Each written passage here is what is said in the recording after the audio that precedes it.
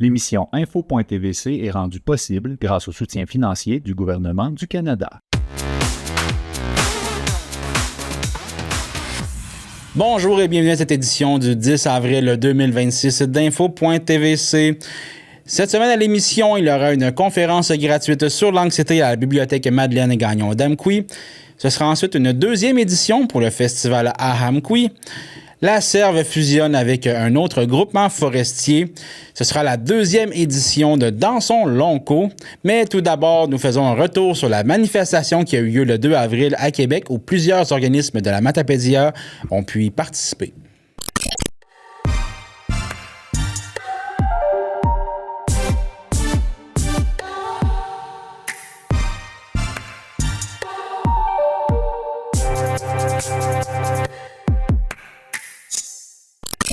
Le 2 avril dernier, le mouvement Le Communautaire à bout tenait une importante manifestation devant l'Assemblée nationale à Québec et parmi les milliers de personnes présentes, plusieurs citoyens et intervenants de la Matapédia avaient fait le déplacement.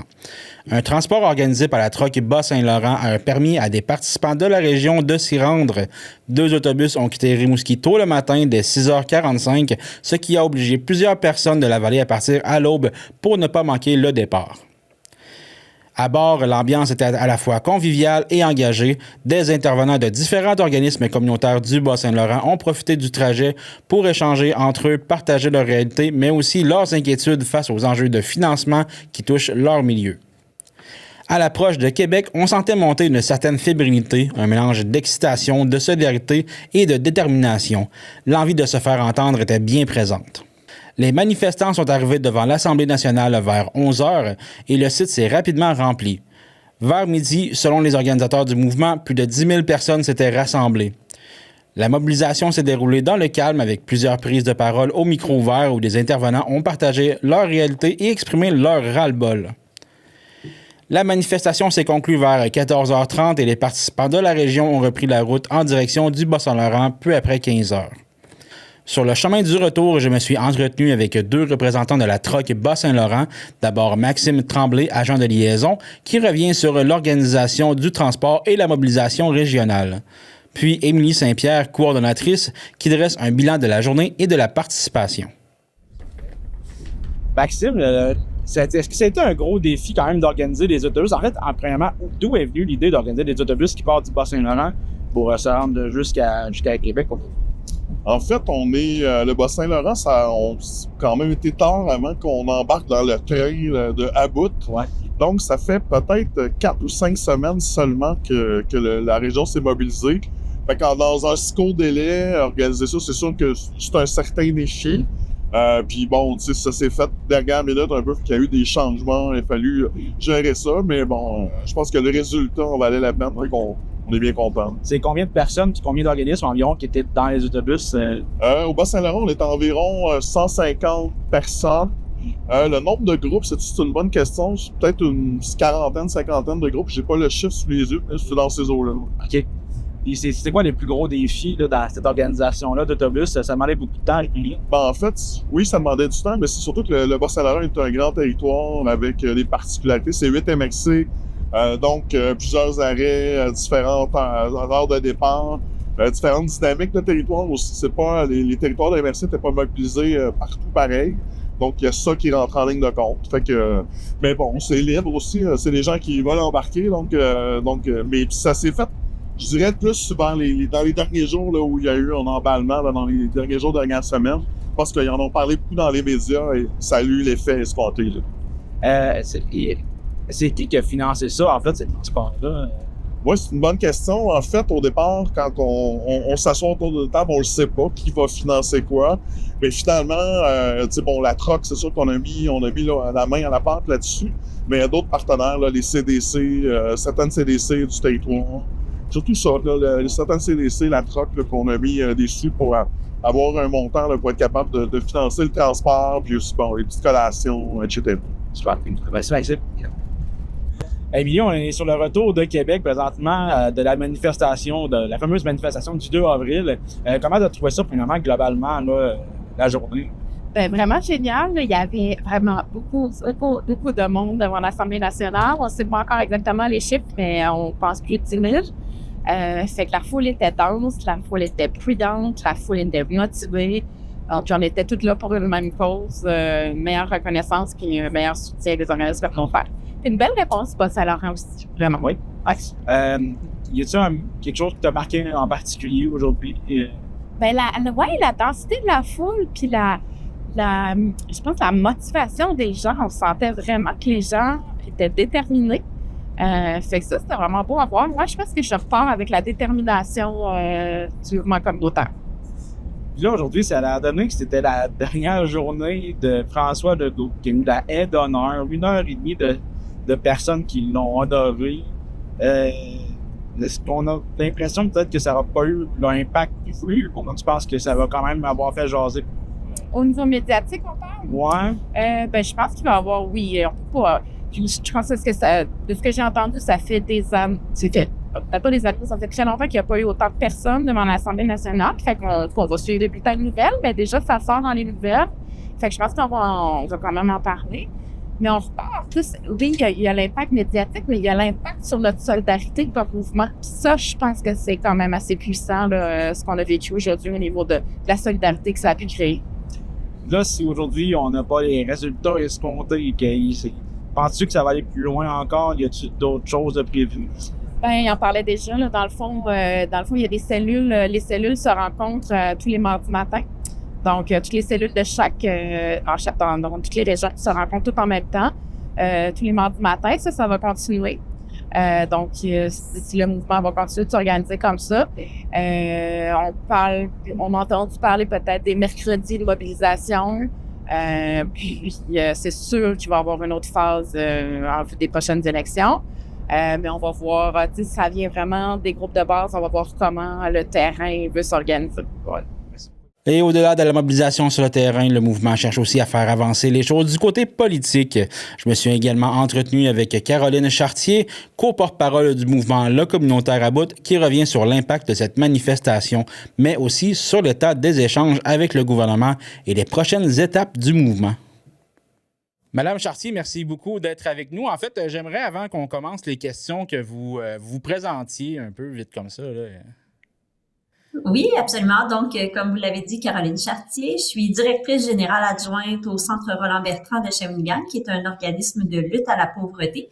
Et je suis également co-porte-parole du mouvement Le Communautaire à Bout. Et justement, le Communautaire à Bout, il y a eu une manifestation le 2 avril à Québec, donc devant l'Assemblée nationale. Vous étiez là, j'imagine, donc c'est pour ça qu'on vous a interpellé aujourd'hui. Comment s'est déroulée là, cette journée-là, cette mobilisation-là? C'était une mobilisation incroyable. Donc, c'était un rassemblement.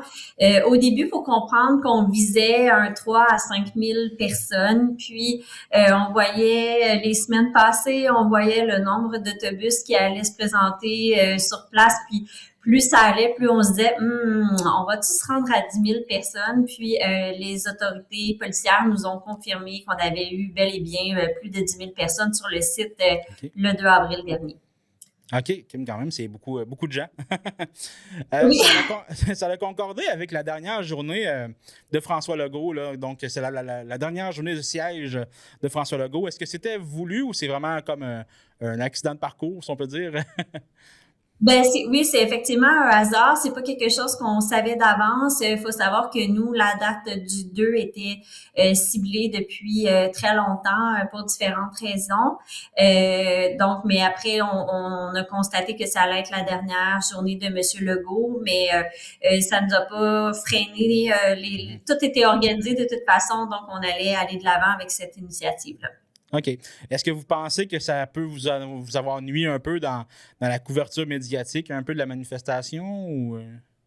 Au début de la journée, un peu, on tenait un point de presse avec Québec solidaire à l'Assemblée nationale directement. Puis déjà, on voyait beaucoup la présence des médias dans l'Assemblée nationale. Je veux dire qu'il y avait, il y avait beaucoup de présence médiatique.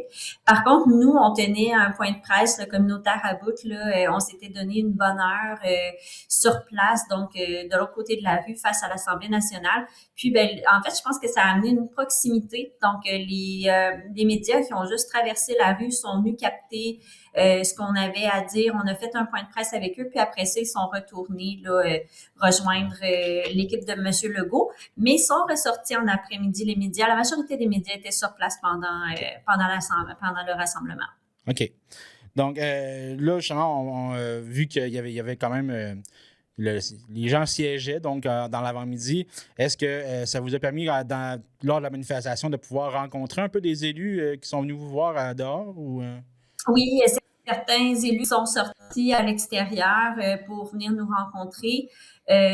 Donc, ça nous a permis d'entrer en contact avec eux. Ça a été très rapide. Par contre, là, donc, ils sont venus se promener dans la foule. Je sais qu'il y a des gens, des organismes communautaires et de la population qui ont pu aller leur poser des questions, serrer des mains, même prendre des photos dans certains cas. Mais nous qui étions plus là, sur la scène ou avec les prises de parole, on a eu le temps que d'avoir quelques brefs échanges, là, mais on comprend qu'ils étaient aussi très occupés à l'intérieur.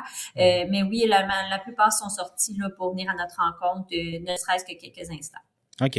Est-ce que vous sentez quand même une ouverture ou avez-vous été approché, en fait, par des élus ou des gens du gouvernement pour écouter un peu les préoccupations du communautaire? Oui, absolument. Dans les dernières semaines, donc pas nécessairement la journée du 2 avril, mais dans les semaines qui ont précédé, on a eu la chance de rencontrer l'ensemble des partis d'opposition, à l'exception du Parti conservateur. Sauf qu'il faut savoir qu'en date d'aujourd'hui, il y a quand même quelque chose là, qui est à l'agenda, là, qui est à prévoir avec le Parti conservateur. Mais sinon, l'ensemble des partis d'opposition ont demandé des rencontres avec nous. On a eu l'opportunité d'avoir des discussions ouvertes, des discussions franches et honnêtes avec l'ensemble des partis. Ce qu'on n'a pas eu concrètement avec le gouvernement qui est en place présentement, donc très peu de son de cloche de la part de la CAQ, mais les partis d'opposition, là, beaucoup d'ouverture. Okay. Si on revient un peu sur la manifestation, est-ce que vous sentiez quand même qu'il y avait une belle ambiance là-bas? Parce que là, il y a eu plus de monde que ce que vous aviez prévu. Donc, est-ce que vous sentez quand même qu'il y avait une belle ambiance ou plus de la colère? Comment vous voyez ça un peu, là? C'était un mélange doux-amer, je dirais, parce que les gens étaient là, heureux de se retrouver. Là, il faut comprendre que quand ça débarque comme ça de l'ensemble des 17 régions du Québec, les gens sont contents de se croiser. Les gens avaient mobilisé pendant 2 semaines chacun de leur côté, donc se retrouver tous au même endroit. Il y avait quelque chose de festif là-dedans. Mais quand on prenait le temps de s'attarder à la fabrication des pancartes, au micro ouvert, à l'œuvre engagée qui était sur place et qui se créait au fur et à mesure, on comprenait là toute l'amertume et la colère, le ras-le-bol des travailleuses et des travailleurs du communautaire. Donc ça, c'était aussi là comme trame de fond, mais j'ai senti surtout beaucoup de solidarité et beaucoup l'envie de faire ensemble, de se redresser la colonne vertébrale.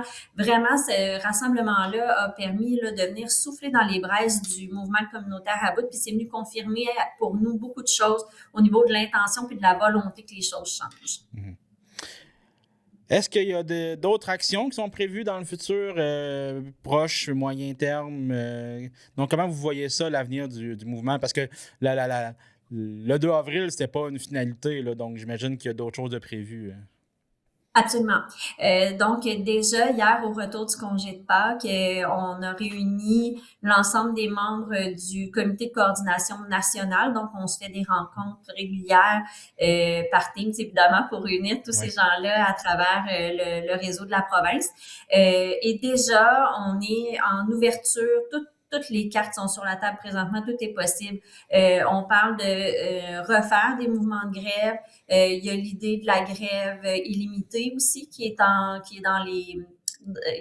sur la table, qui est présente. Donc, c'est une possibilité. Il n'y a aucun scénario confirmé à 100%, aucun scénario qui est disqualifié complètement non plus. Donc, tout est possible présentement.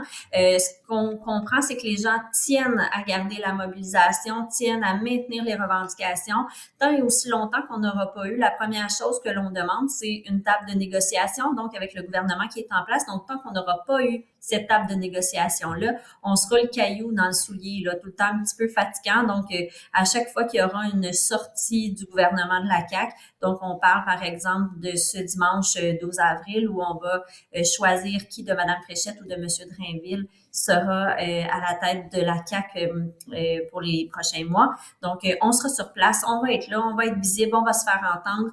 Donc, comme je vous disais, tant et aussi longtemps qu'on n'a pas notre table de négociation, on va être fatigant puis on va se maintenir mobilisé. Même si, en fait, avec les élections qui s'en viennent, est-ce que vous pensez quand même avoir la chance de peut-être avoir une table de négociation avant la fin, disons, avant de tomber en période électorale ou ça va être En fait, nous, c'est ce qu'on espère parce que ce qu'il faut savoir, c'est qu'il y a quand même présentement un 250 millions de dollars de budget discrétionnaire qui sera offert au gagnant ou à la gagnante, soit à M. Drainville ou à Mme Fréchette. On ose espérer qu'on pourrait prendre une bouchée d'éléphant à la fois. Donc, ce que nos regroupements demandent depuis plusieurs mois, plusieurs années, c'est une augmentation de 2,6 milliards. On est conscient de la situation financière et économique de notre Québec. Par contre, on pense que le 250 millions serait un bon investissement, un bon premier pas vers le communautaire. Donc, comme je vous disais, oui, on souhaite quand même une table de négociation pour venir baliser nos demandes, pouvoir interpeller le gouvernement en place actuellement, mais on va aussi s'inscrire dans le processus électoral. On va être là aussi pour le prochain gouvernement en place. Puis là, malgré tout ça, malgré la bataille en cours présentement, est-ce que ça vous donne encore espoir dans ce mouvement-là? Est-ce que vous avez encore espoir de pouvoir aller chercher des gains pour le communautaire? Absolument, parce que ce qu'il faut savoir, c'est que le plus dur, c'était de redonner la fierté aux travailleuses du communautaire, c'était de se dire, hey, c'est ensemble, on peut arriver à quelque chose, faire reconnaître notre expertise, obtenir le financement qui est nécessaire pour obtenir de bonnes conditions de travail pour nos employés, tout simplement. Donc, le plus difficile, c'était de lever ce mouvement-là. Maintenant que le feu est pris, là, ça va être difficile de l'éteindre. Donc, il y a quelqu'un qui m'a dit dernièrement, vous avez soufflé dans la braise, puis il y a quelqu'un qui a ajouté « Ouais, mais c'est parce que le foin était sec à grandeur du Québec depuis longtemps, puis c'est vraiment ça l'image qu'on a. » Donc, c'est que là, déjà, le ras-le-bol était ressenti par les travailleuses et les travailleurs. Ce qu'on est venu faire, c'est dire « Ben, ça vous tente-tu de le faire avec nous? Est-ce qu'on se lève debout? » Maintenant qu'on s'est levé debout, qu'on s'est rassemblés devant l'Assemblée nationale et qu'on sent qu'enfin, on le fait ensemble, c'est pas prêt de s'arrêter, ça, c'est certain. Ouais. Puis j'imagine aussi qu'entre organismes, ils se rendent compte qu'ils ne sont pas les seuls à vivre cette situation-là. Donc, c'est peut-être ça devient comme un effet boule de neige. C'est comme de plus en plus frustrant, j'imagine, de voir tous les autres organismes qui vivent exactement la même chose qu'eux, les mêmes frustrations, les mêmes problématiques. Là. Oui, absolument. Dans le fond, c'est frustrant de voir que d'un organisme à un autre, nos réalités sont relativement les mêmes.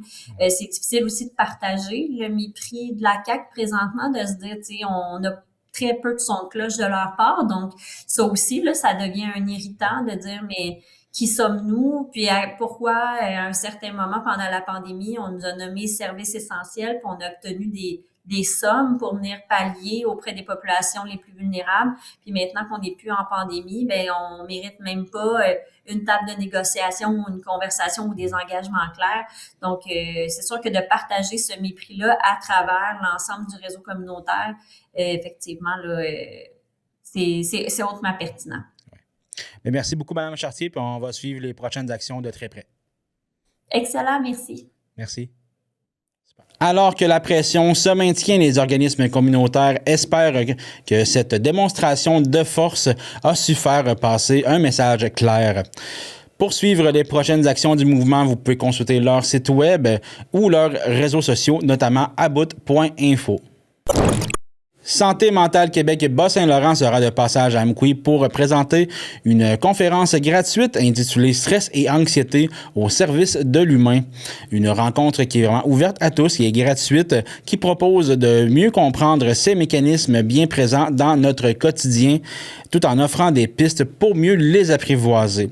Pour en savoir plus sur cette conférence et sur la mission de l'organisme, je me suis entretenu avec Vincent Gervais, intervenant en santé mentale. Vincent Gervais, merci beaucoup de nous accorder une petite entrevue parce que vous allez être de passage, en fait, à Amqui très, très bientôt. Mais j'aimerais ça commencer par savoir, dans le fond, qu'est-ce que c'est Santé mentale Québec Bas-Saint-Laurent? Donc, c'est quoi le rôle de l'organisme dans la région? Mais pour comprendre notre rôle d'organisme, il faut s'entendre sur une petite définition. Santé mentale, c'est bien large. Ça va-tu bien, ça va-tu pas bien? OK? Nous autres, on travaille pas beaucoup avec les maladies, les diagnostics. On travaille vraiment en prévention, prendre soin de toi avant de développer un trouble. Donc, ça s'adresse à tout le monde. Okay? On va, nous autres, le volet prévention, promotion, on va partout dans les écoles, les milieux de travail, les résidences de personnes âgées, peu importe le groupe, au travers du Bas-Saint-Laurent. Donc, dans les 8 MRC, on se déplace gratuitement pour faire des conférences, des ateliers, des kiosques, des activités. Et à Rimouski même, on a une bâtisse, un milieu de vie, un petit peu comme Rayon de partage que vous avez à Amkoui, où ce qui se passe, différents ateliers, différentes activités variées pour prendre soin de la santé mentale des gens.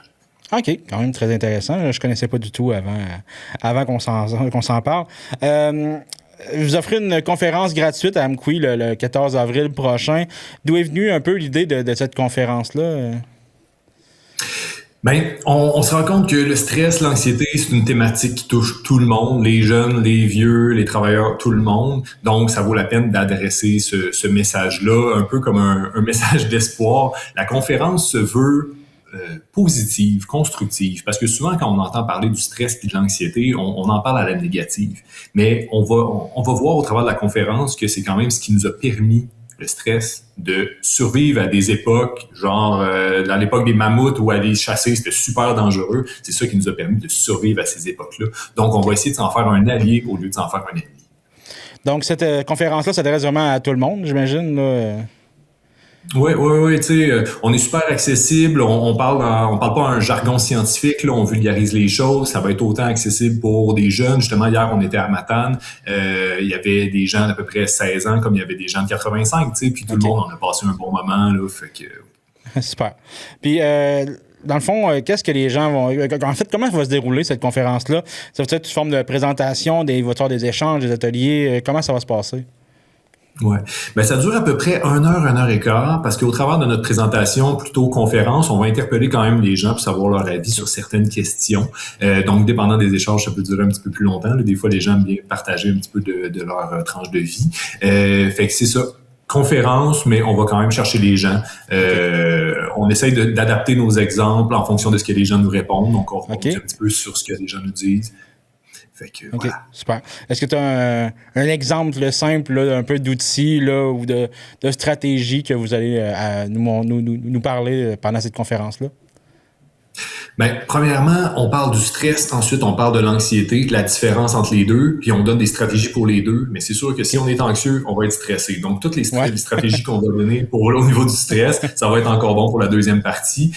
Puis quelque chose, pour commencer à prendre soin de soi, il faut revenir au physique, au moment présent, respirer, revenir dans nos sensations. Puis là, on va pouvoir calmer le petit le cerveau reptilien, ce qui va nous donner accès à notre reste de cerveau plus rationnel, où là, on va pouvoir faire un travail d'un autre niveau. Mais il faut commencer par le moment présent, respirer. Super.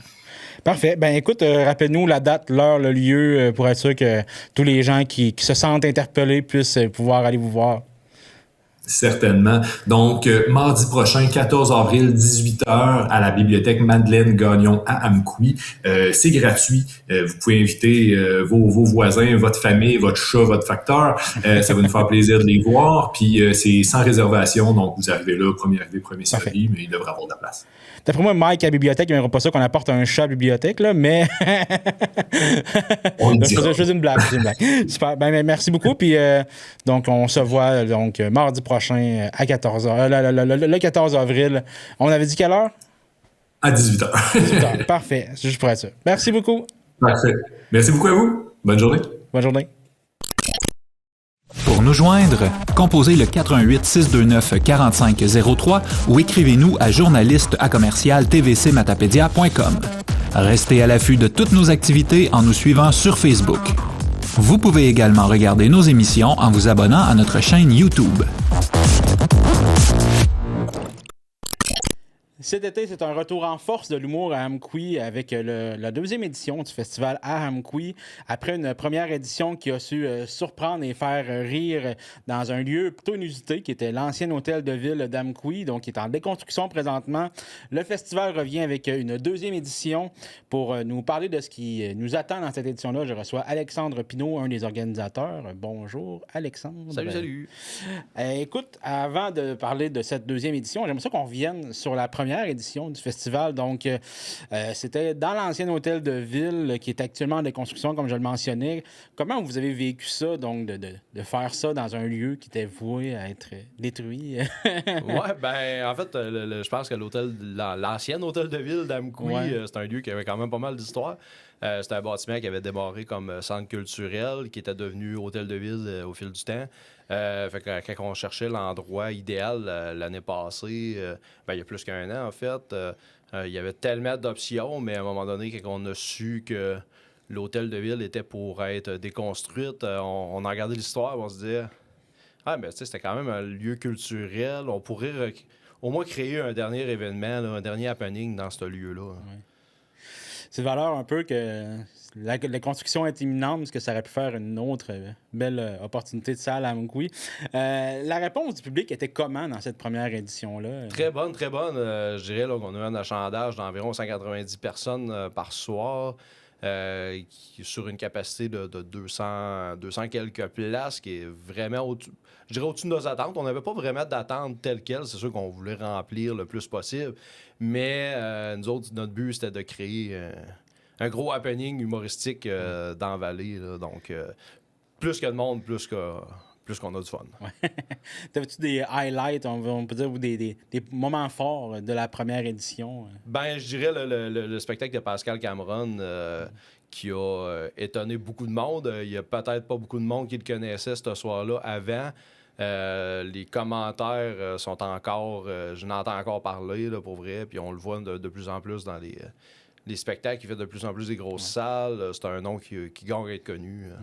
Donc c'est vraiment notre fierté là, de cette fin de semaine-là, l'année passée.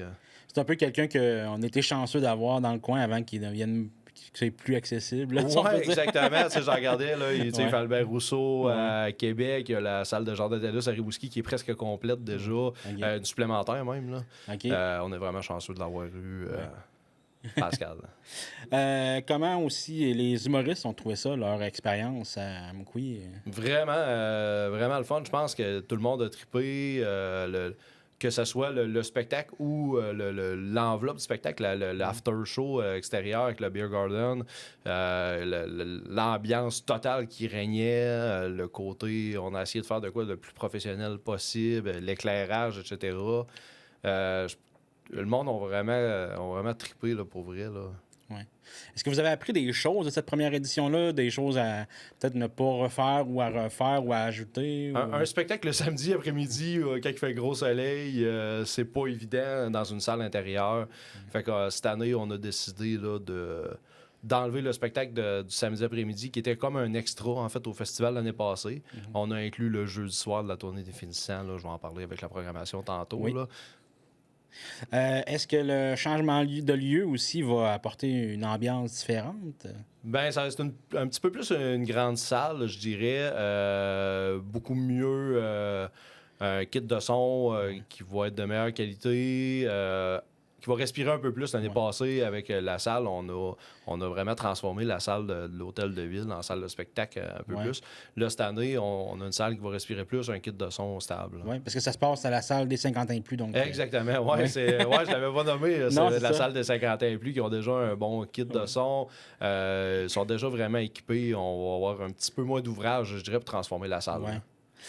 Aussi, va-t-il y avoir des événements ailleurs qu'à la salle des 50 ans et plus? Oui, le premier soir, ça va être... l'année passée, c'était un spectacle extra qu'on avait rajouté. C'est le jeudi soir, on a la tournée finissant à la microbrasserie La Captive. Qui ont vraiment trippé sur l'expérience l'année passée. Ils ont voulu réembarquer. Il y a quelques mois avant les fêtes, là, la responsable de la tournée m'avait contacté pour savoir s'il pouvait faire partie du festival l'année prochaine, qui va tomber cette année. On a ouvert les bras assez vite. C'était un peu inévitable là, que si on avait cette question-là, on allait dire oui. Ça a été un coup de cœur, je pense, de tout le monde. Beaucoup de découvertes.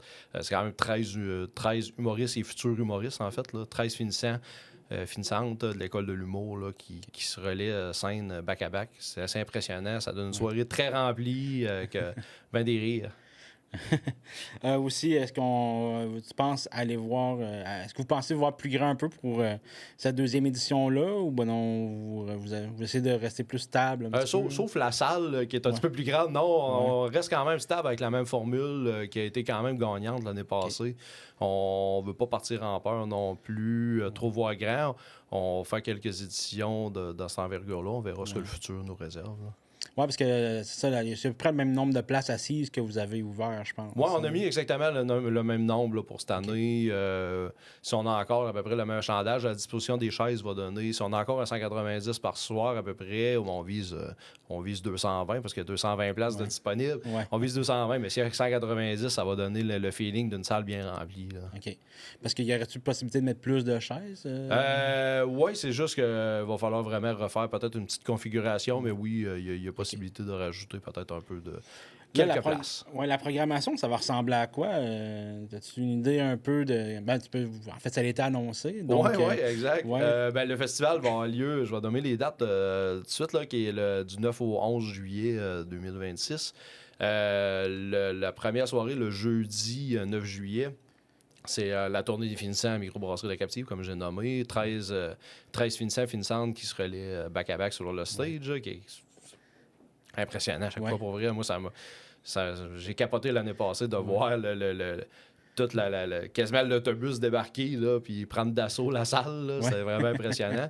Le vendredi, au Club des 50 ans et plus d'Amqui, on va avoir... l'animation, je ne vais pas nommer, mais on a le retour de Marc-Antoine Lévesque. Il a fait une excellente job l'année passée. Originaire de la région, Marc-Antoine qui a fait un job sérieusement impeccable.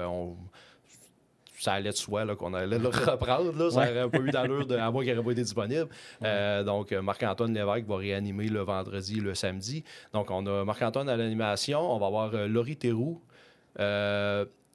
Mathieu Bougie et Charles-Antoine Desgranges pour le vendredi soir. Le samedi soir, au Club de 50 ans et plus encore, on va avoir à l'animation Marc-Antoine Lévesque, le même que tantôt je viens de nommer. On a Olivier Picard. On va avoir Jade Gagné-Lavoie, qui est originaire de la région de Matane. Oui, puis elle était là l'année passée, dans la tournée des finissants. Oui, elle était finissante l'année passée. Puis je pense que on n'avait pas le choix de lui donner une petite place dans le festival cette année. Là. C'est gros coup de cœur. Oui, puis elle était rentrée très fort aussi. Oui, une fille vraiment cool. Elle est très présente sur les réseaux sociaux. Elle a déjà été signée sur une grosse compagnie, là, Bank Management, avec Michel Grenier. C'est vraiment incroyable, une finissante qui est signée instantanée. Là. Ça, encore là, on va la prendre pendant qu'on peut l'avoir. Exact. Oui. Exactement. Puis on a Anthony Rémillard qui va headliner la soirée en tête d'affiche. Anthony Rémillard qui est un co-animateur du Gong Show. Si vous ne connaissez pas le Gong Show, allez voir ça. Ça vaut la peine, des fois non, mais c'est lui qui anime le très célèbre Gong Show là, sur YouTube. Peut-être que c'est une première étape pour l'année prochaine à voir le Gong Show sur le festival. Peut-être. Pour vrai, on ne sait jamais. On n'est pas encore là. On y va une année à la fois. Oui. Donc là, pour quelqu'un qui n'est jamais venu au festival Amqui, c'est la deuxième édition, donc il y a des chances que vous ne soyez jamais venu. Pourquoi? Il faudrait qu'on vienne à Amqui, même si maintenant quelqu'un de l'extérieur nous écoute, là, fait comme, est-ce que je me book un hôtel pour venir à Amqui? Voir le festival, pourquoi on viendrait? L'ambiance, pour vrai, c'est pas juste le spectacle en tant que tel, c'est sûr que c'est une soirée. 3 humoristes, un animateur, c'est 4 humoristes. L'ambiance générale, là, après le spectacle à l'extérieur, on a le bar. Dans la mesure du possible, s'il fait beau cette année, si jamais il fait pas beau, on a de la place à l'intérieur pour faire le bar intérieur. Donc, c'est sûr qu'on a un bar. Là. C'est officiel que l'ambiance, je dirais, là, c'est sûr que je pense aux photos de l'année passée qui ont fait jaser beaucoup. Que tu as été photographe. Un petit Charlotte de photographe. Exactement, les photos ont fait jaser. Il y en a beaucoup qui se sont dit pourquoi on n'y a pas été? Pourquoi? On aurait tellement dû, ça avait l'air cool. Fait que je pense que l'ambiance générale, découvrir des nouveaux humoristes, c'est pas nécessairement des humoristes qu'on connaît. Les noms, des fois, ils disent « Ah, je le connais pas. » Souvent, c'est quasiment les meilleurs. T'as beau pas connaître quelqu'un. Nous autres, on est allés les sélectionner. Moi, c'est du monde que j'ai déjà vu en show qui me font extrêmement rire. Que je dis, ah oui, il faut vraiment que tu fasses partie du festival cette année ou d'une autre édition. On mise sur l'humour, on mise sur la relève aussi. C'est du monde qui gagne à être connu. On pense à Pascal Cameron l'année passée que finalement, on pourrait pas probablement peut-être pas revoir sur le festival du suite là, parce que sa popularité a explosé. Fait que c'est la chance de les voir là, grandir. Quoique des fois, des humoristes comme ça qui ont déjà un coup de cœur pour le coin peuvent peut-être des fois exact, être souple, un peu. Oui, exactement. On sait jamais. Troisième édition, on sait jamais qui peut soit revenir ou... Organiser un festival comme ça en région, on est quand même très loin des centres urbains. Donc, j'imagine que ça représente des défis. Moi, je dirais la route, premièrement. Là, principalement, je dirais la route parce que les humoristes, des fois, ils ont des spectacles soit la veille, ils ont quand même des calendriers chargés. Je vais encore nommer Pascal Cameron. L'année passée, il a animé le show du matin à la radio. Le matin même, aussitôt que le show est fini, il est parti sur la route parce qu'il tenait vraiment à faire le festival. Là.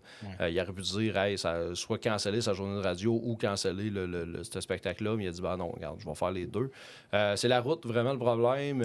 Des fois, c'est ça, c'est de condamner presque 2 jours pour eux autres, tandis que s'ils font des shows à Montréal ou dans une grande région en centre-ville, bien souvent, ils vont se réveiller le matin, ils vont faire la tondeuse, ils ont le temps de profiter de leur journée, ils vont partir au spectacle, ils reviennent coucher chez eux le soir. Là. Fait que c'est vraiment la route le problème, là, beaucoup. Même que des fois, il y a des humoristes comme ça qui font 2 spectacles par soir. Ils vont au bordel. Après ça, ils vont faire leur spectacle dans une salle. Donc, je pense, j'ai déjà entendu parler qu'il y en a qui font des fois jusqu'à 5 soirées là, dans le même soir, ils s'alternent, ils s'en vont d'un bord et de l'autre à Montréal. Il y a beaucoup de comédie clubs. C'est assez impressionnant. Toi, personnellement, cette année, c'est quoi ton show que tu as le plus hâte de voir, ton humoriste? Là? Ben, je dirais Charles-Antoine Desgranges. Là, on a essayé de l'avoir l'année passée. Moi, c'est quelqu'un, il était déjà passé à Captive il y a longtemps. C'est quelqu'un qui m'avait fait mourir de rire, là, littéralement. Gros coup de cœur. On avait essayé de l'avoir pour la première édition. Ça n'avait pas marché, non disponible ce week-end-là. On a retenté la chance, puis ça fonctionne cette année, là, heureusement. Puis c'est notre présentateur officiel des Cartec, c'est le nom que dès la première édition, quand ils ont embarqué, Charles-Antoine Desgranges, on aimerait vraiment ça, l'avoir sur le festival. Ben, on travaille pour, on va l'avoir cette année, puis je suis vraiment fier de ça. Puis Charles-Antoine Desgranges, c'est quelqu'un qui prend beaucoup de place physiquement, mais qui parle fort, il donne vraiment un spectacle. Il a place à l'air. Il est en tournée avec Megan Brouillard et Christine Morancy pour faire les premières parties. On va le voir de plus en plus. Puis on le voit même dans la série hors réseau, je ne me trompe pas. Hors réseau sur Crave présentement, qu'on voit beaucoup d'extraits. Il a fait LOL, etc. On l'a vu à LOL déguisé en cochon. Oui, exactement. Ceux qui ont accès à Crave. Crave sur Prime, plutôt. C'était sur Prime, je ne me trompe pas. Donc, allez voir ça. Hilarant. J'aimerais ça que tu nous rappelles les dates où est-ce qu'on peut aller chercher des billets. Y a-tu des deals qu'on peut faire quand on prend plusieurs soirées? Oui, exactement. C'est du 9 au 11 juillet, comme je disais tantôt. Chaque soirée séparée, c'est un coût de 30 $ par soirée. Si vous achetez, c'est la billetterie sur lepointdevente.com ou sur nos pages, nos réseaux sociaux là, à Amqui. Si vous achetez les 3 billets, il y a un rabais qui s'applique. Là, ça coûte 75 $ pour le week-end. Pour 3 spectacles, pour avoir mal aux joues, puis se faire des muscles des joues. On va le dire de même. C'est bon, puis ça se passe à la salle des 50 ans et plus. Le vendredi, samedi, puis le jeudi soir à la Captive. Super. Merci beaucoup, Alex. Ça fait plaisir. La Serve a récemment officialisé une fusion avec le groupement forestier coopératif Chic-Choc, une décision stratégique qui permettra notamment d'agrandir son territoire d'intervention et d'augmenter son volume d'affaires. Dans cette entrevue, Simon Pronovo nous explique les raisons derrière cette décision, les impacts pour les travailleurs ainsi que les perspectives de développement pour la région. Une discussion pour mieux comprendre ce que cette fusion signifie pour l'avenir du secteur forestier dans la Matapédia, mais aussi en Gaspésie. Simon Pronovo, merci beaucoup de nous recevoir ici à la Serve ce matin. J'aimerais savoir, premièrement, comment s'est présentée cette opportunité-là de la Serve de fusionner avec le groupement forestier coopératif Chic-Choc? Ben, je vais être franc avec toi, Carl, on n'a pas vraiment couru après, là. C'était pas non plus dans nos objectifs non plus, mais on a été approché à l'automne par des gens du groupement forestier Chic-Choc pour eux, ils voyaient avec nous qu'ils pouvaient avoir une synergie. Puis ils voyaient qu'on est une organisation aussi sérieuse. Fait que c'est vraiment eux qui nous ont approchés. Fait que de par là, ben, on s'est mis à regarder si ça faisait du sens pour nous, puis de voir si ça pouvait être de quoi qui serait bon pour les deux organisations. Dans le fond, c'est important quand tu fais ça, que ce soit bon pour tout le monde, si tu veux qu'il y ait une belle pérennité. Ouais. Donc, c'est vraiment juste depuis l'automne que ça se parlait, il n'y avait aucun plan avant. Non, il n'y avait aucun plan de fusion avec aucune autre organisation avant l'automne. Puis, tu sais, puis quand je dis l'automne, c'est pas l'automne avancé, là, c'est l'automne commençait à avoir de la neige. Okay. Pourquoi avoir choisi une fusion par absorption plutôt qu'un autre modèle là, où on aurait pu, mettons, changer de nom ou quelque chose? Ouais. Ben, la différence entre une fusion standard et une fusion par absorption, c'est qu'une fusion standard, c'est souvent deux organisations de la même envergure. Quand tu vas dans une fusion par absorption, c'est qu'il y en a une qui a quand même un volume d'affaires qui est beaucoup plus grosse que l'autre. Puis dans ce cas-là, c'était 25% du chiffre d'affaires, le chiffre. Là. Il y avait une question de nombre de membres et du chiffre d'affaires. Là. Mais c'était vraiment au niveau du chiffre d'affaires. Tu sais, nous, c'est un chiffre d'affaires qui est un peu plus que 20 millions, tandis que eux, c'est un chiffre d'affaires qui varie entre 1 et 2 millions. Là.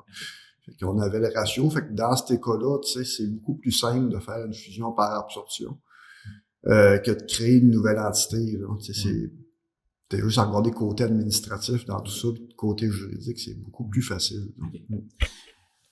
Il y a, dans le fond, la Serve a quand même plusieurs volets de développement. Est-ce que vous voyez un potentiel avec cette fusion-là de développer autre chose dans le nord de la Gaspésie?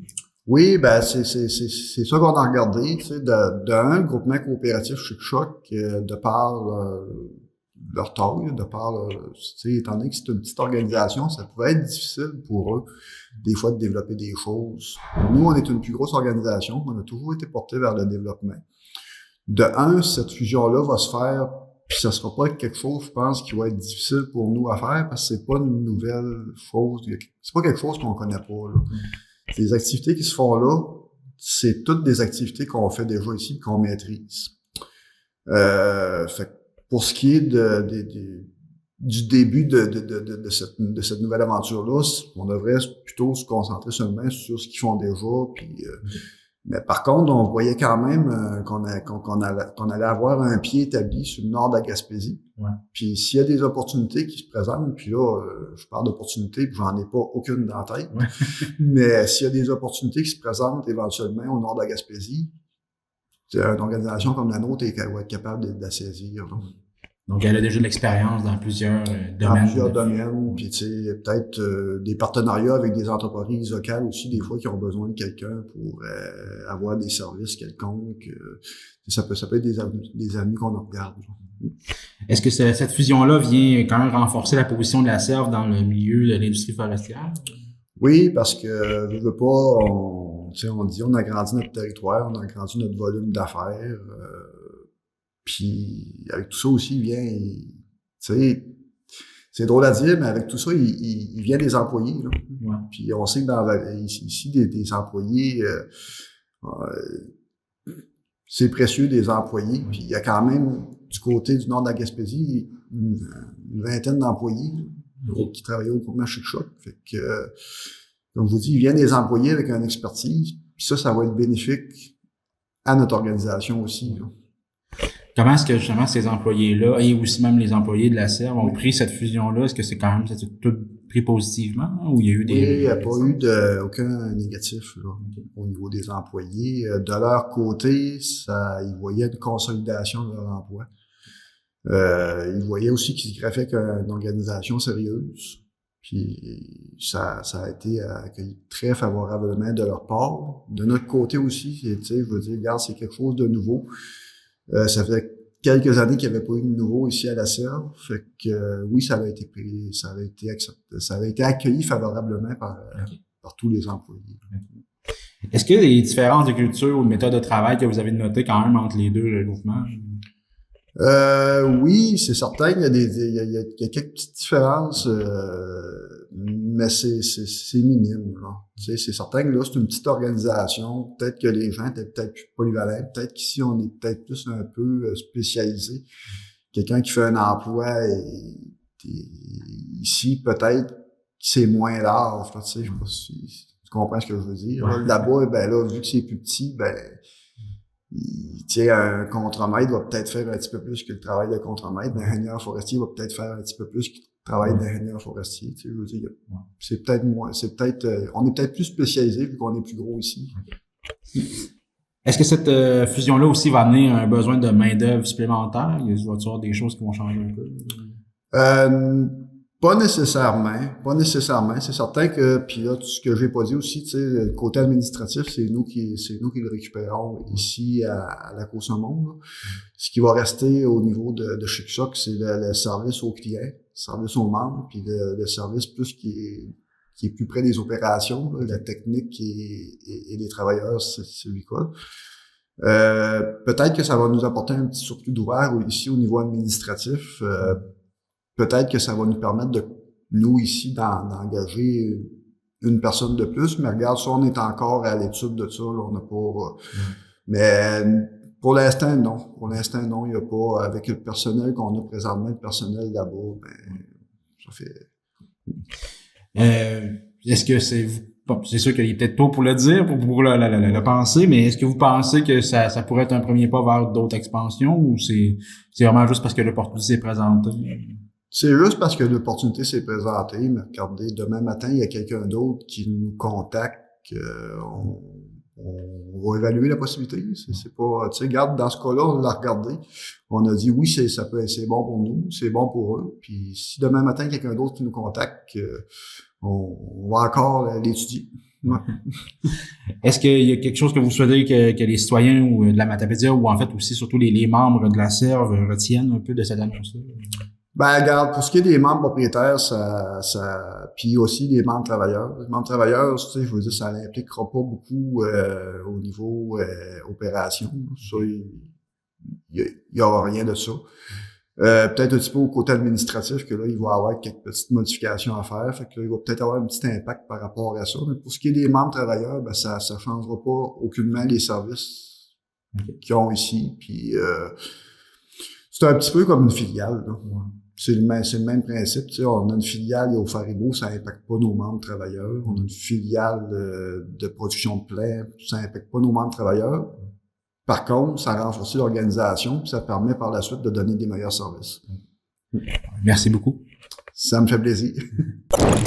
Le 9 avril dernier, une conférence de presse avait lieu au Select Hotel d'Amqui dans le cadre de l'événement Dansons Lonco qui se tiendra le 9 mai prochain à la salle communautaire d'Amqui au profit de la Fondation Action Santé de la Matapédia. Une annonce placée sous le signe de la reconnaissance alors que l'événement affiche déjà complet et que l'organisation souhaitait avant tout remercier ses nombreux partenaires. Pour en apprendre davantage sur cette initiative et sur l'engouement qu'elle suscite dans la région, je me suis entretenu avec Christine Ali, qui est une membre du comité organisateur. Notre première édition a vraiment été un franc succès. On avait réussi à redonner un 50 000 en fait au département d'oncologie. Alexandra vous expliquera un petit peu plus tard là, les sous avaient été investis de quelle façon pour la première édition. Notre deuxième édition, évidemment qu'on souhaite remettre plus parce qu'on souhaite toujours améliorer notre position. Donc, je ne vous parle pas aujourd'hui d'objectifs parce que je ne veux pas mettre les pieds dans les plats, mais notre objectif est clairement plus grand que le premier. Donc, on est bien content de ça. Ça se passe super bien jusqu'à présent. Pour ceux et celles qui connaissent pas Dansons Lonco, en fait, c'est un événement qui avait été initié par Louise Bouliane, qui est ma maman. Suite à elle, le combat de la maladie, elle avait eu le cancer du sein il y a à peu près 7 ans, je dirais. Ce qu'elle voulait, c'est créer un événement pour remettre des sous, des fonds, si on veut, mais vraiment pour le département de la région. Puis ce qu'elle voulait, c'est pouvoir alléger un peu le souci financier des gens qui traversent la maladie et par le fait même aussi offrir des douceurs à ceux qui doivent combattre le cancer. Donc, c'était le but ultime à la base. On a lancé l'événement. Écoutez, la première année, ça avait été vraiment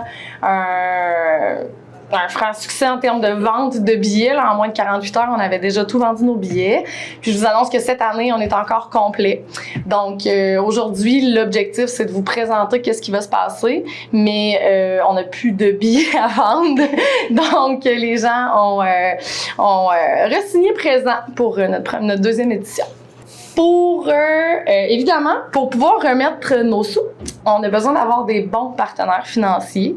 Et c'est là que M. Sébastien Brouillard va pouvoir vous expliquer là, leur partenariat. En fait, c'est que dès la première année, le groupe Ouellette Bolduc ont voulu soutenir notre événement. Ils ont crié présent. Ça a vraiment pas été long. Donc, évidemment, deuxième édition, on peut encore compter là, sur leur présence. Puis, on est bien content de ça. Donc, je vais laisser Sébastien prendre parole là, pour vous expliquer ça. Merci, Christian. Donc, bonjour à tous et toutes. C'est avec beaucoup de fierté que je suis ici aujourd'hui pour lancer la deuxième édition de Dansons Lonco. L'an dernier, il y a 2 ans, cette première édition a été un véritable coup de cœur collectif. La réponse de la communauté a dépassé les attentes et a démontré une fois de plus à quel point la solidarité matapédienne est forte et bien vivante. Grâce à cet engouement, Dansons Lonco a permis de faire une réelle différence dans la vie des usagers du département d'oncologie de l'hôpital d'Amqui, en les soutenant financièrement dans un moment particulièrement exigeant de leur parcours de soins. Devant ce succès, il était tout à fait naturel de voir encore plus grand cette année. Pour cette deuxième édition, l'objectif est bonifié, on n'a pas de chiffre, mais bonifié, avec la volonté claire de soutenir un investissement majeur au centre hospitalier afin que les retombées de l'événement touchent encore plus largement la communauté et les patients de la Matapédia. Dansons Lonco est devenu bien plus qu'un événement bénéfice. C'est un rendez-vous attendu, un moment où les gens se rassemblent pour démontrer leur appui, leur humanité et leur désir de contribuer concrètement au mieux-être des autres. À titre de partenaire majeur, le groupe Ouellette Bolduc est très fier de s'associer à cette initiative porteuse de sens qui reflète parfaitement les valeurs de solidarité, d'engagement et de proximité qui nous animent. Merci aux organisateurs, aux bénévoles, aux partenaires et à tous ceux qui feront de cette deuxième édition un nouveau succès. Ensemble, nous continuons de faire une différence. Merci. Merci beaucoup pour votre soutien. C'est vraiment important, comme je disais, pour pouvoir remettre le maximum, d'avoir notre soutien financier par nos partenaires. Maintenant, je laisse la parole à Alexandra nous expliquer plus concrètement qu'est-ce qui s'est passé avec ces sous-là que nous amassons avec Dansons Lonco. Merci. Bonjour à tous. Merci d'être présents pour notre lancement. Donc, l'événement Dansons Lonco, c'est une occasion unique et un élan de solidarité pour se rassembler dans le but de soutenir concrètement les soins sur le département d'oncologie, ici, dans notre hôpital d'Amqui. Derrière chaque don, il y a un impact réel. Il y a des équipements qui sont améliorés, les services sont bonifiés et un accompagnement humain pour les patients et leurs proches. La première édition de Dansons Lonco nous aura permis d'offrir des soins de drainage lymphatique qui aident à stimuler la circulation et à diminuer la douleur. De faire l'achat aussi de petites douceurs telles que des couvertures lestées et chauffantes, des foulards, des bonnets. Également, on a fait l'acquisition de la Chair O2 qui permet aux usagers un petit moment de relaxation. Et puis, pour terminer, l'événement nous aura aussi permis d'offrir de nouveau, finalement, là, sur le département d'oncologie, les repas directement aux usagers. Dansons Lonco, c'est un geste de solidarité, un mouvement d'espoir.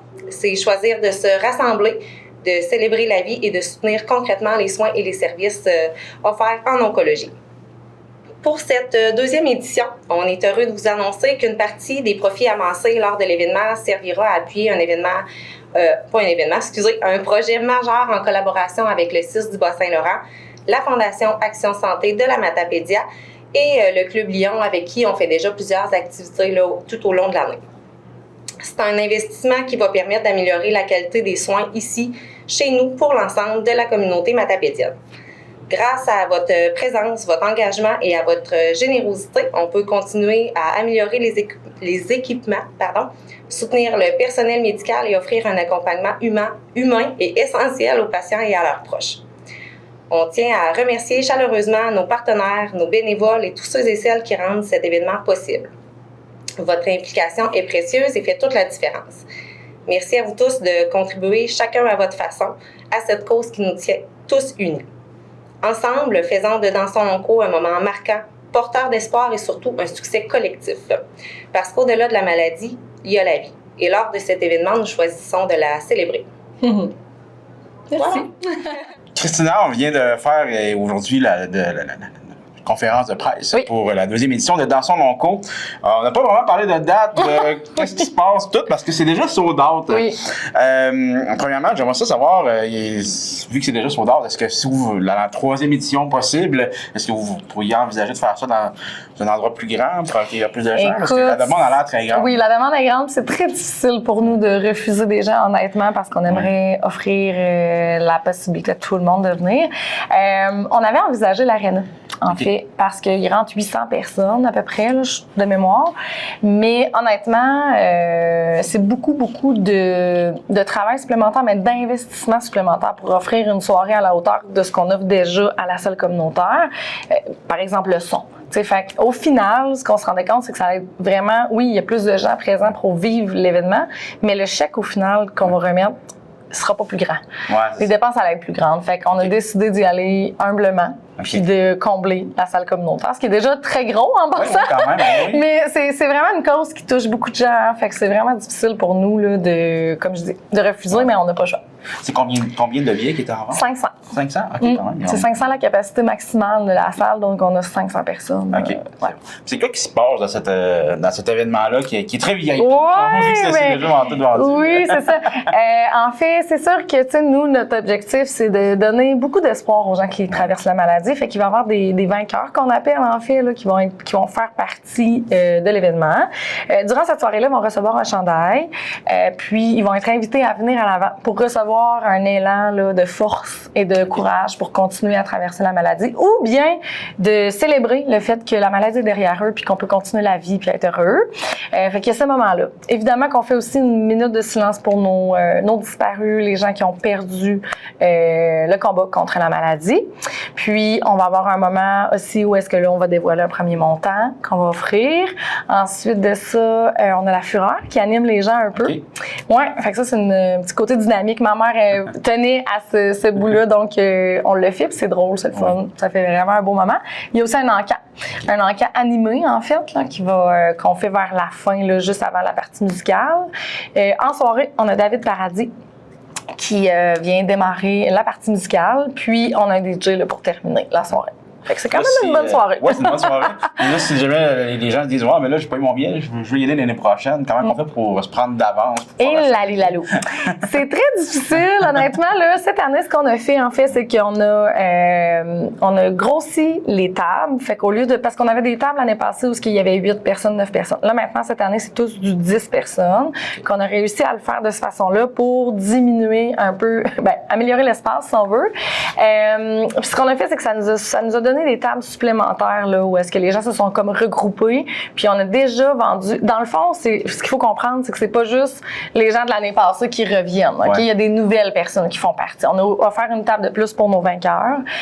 Nos partenaires, on a des nouveaux partenaires financiers qui avaient probablement pas nécessairement entendu parler de l'événement l'année passée, qui cette année ont désiré s'impliquer. Donc, évidemment, ils viennent avec... souvent, ils achètent une table pour faire partie de l'événement. Et je te dirais que déjà, il y a des nouvelles personnes. L'an prochain, on va essayer de probablement faire la même affaire. Là. Fait que je peux pas encore te dire notre stratégie. C'est bon. Parce que tous ceux qui sont là à l'édition 1 veulent comme être là à l'édition 2. Probablement qu'on va vivre la même chose à l'édition 3. Fait que je t'en reparlerai. Ouais. On va le réfléchir, mais on essaie de laisser de l'espace aux nouvelles personnes, en fait. C'est vraiment un point qu'on avait là, important pour nous. On voulait pas non plus en faire un événement déjà vendu, comme tu dis, VIP. C'est pas l'objectif de notre événement. On aime ça avoir de la nouvelle énergie, puis faire vibrer puis donner de l'espace aux gens nouveaux. Mais il faut aussi reconnaître les gens qui ont cru en nous dès le départ. Fait que c'est un peu un défi, honnêtement. Là, les gens qui peuvent pas être là, mais qui veulent soutenir la cause, peuvent quand même le faire en ligne. Oui, je donne en ligne. Là, ça va être possible, en fait, là, d'aller là. En fait, on va aussi mettre un code QR sur nos réseaux sociaux de Dansons Longco. Fait que les gens qui voudront le faire vont pouvoir, avec le code QR, vont tomber directement sur le lien de Je donne en ligne. Puis sinon, sur la page de la Fondation, on peut aller là. Super, parfait. Merci beaucoup, Christina. Merci à toi.